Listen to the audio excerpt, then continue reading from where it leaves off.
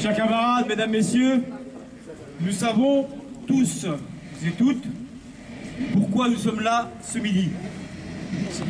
Chacun, chacune d'entre nous peut aisément s'identifier à un de nos 8 camarades de Goodyear.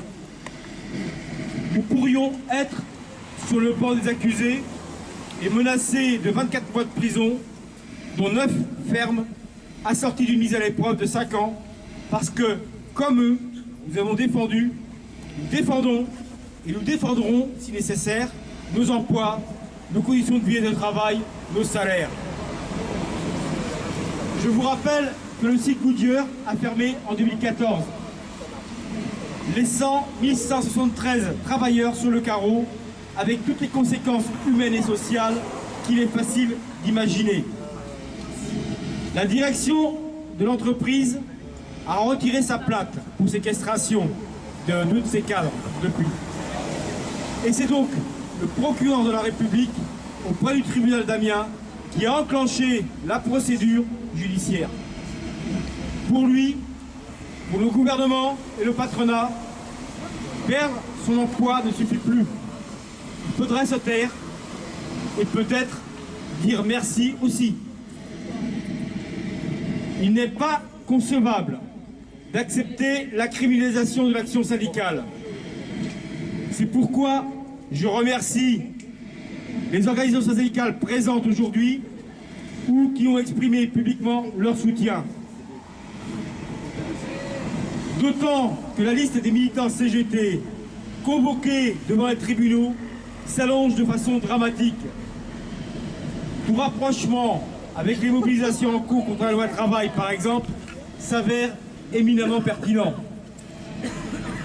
Nous le rappelions il y a quelques jours devant l'agence Air France à Rennes, au moment même où 16 salariés et militants CGT étaient jugés eux aussi pour avoir agi pour la défense de leur emploi. Et nous aurions tort de croire, si tant est le cas, que cela se passe qu'ailleurs, qu'ici, en Ille-et-Vilaine, nous serions préservés. Il y a un avion qui arrive. C'est l'hélicoptère.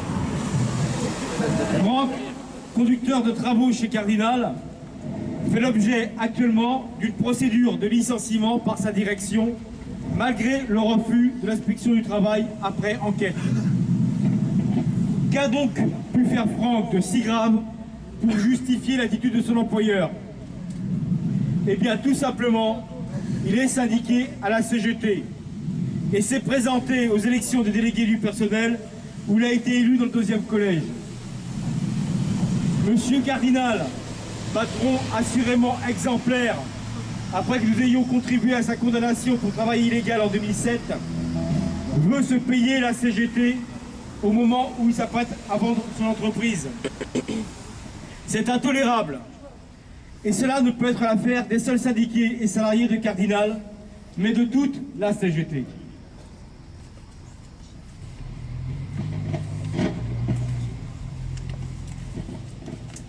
C'est pourquoi nous vous invitons à signer et faire signer massivement la pétition qui a été envoyée dans les syndicats et qui est disponible sur le site de l'UDCGT 35, qui est aussi disponible auprès des militants ici, pour exiger que Cardinal abandonne toute procédure disciplinaire à l'encontre de Franck Pesson.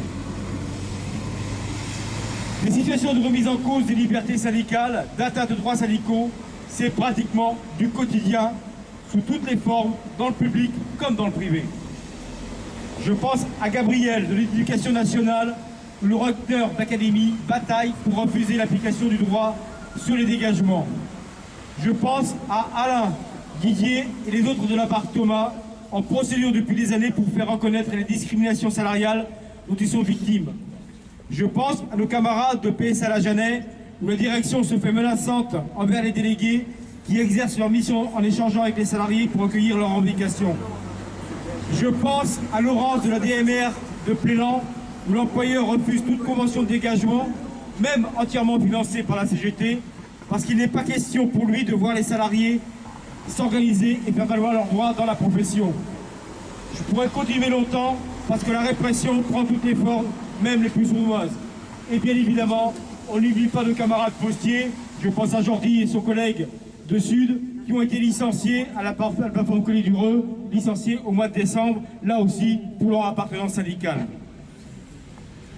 Quant au plus haut niveau de l'État et des responsables politiques, on maltraite et on insulte les syndicalistes et leur action, on donne des ailes et on arme un peu plus le patronat pour combattre les libertés syndicales.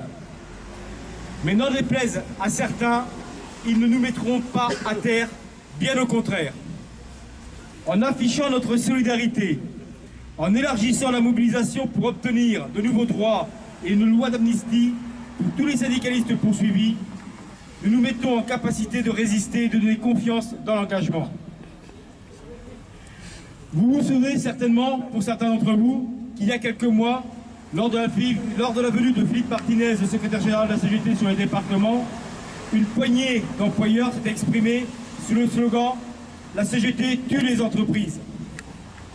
La CGT n'est pas l'ennemi de celles et ceux qui respectent le droit, qui reconnaissent et valorisent le travail ainsi que ceux qui l'accomplissent.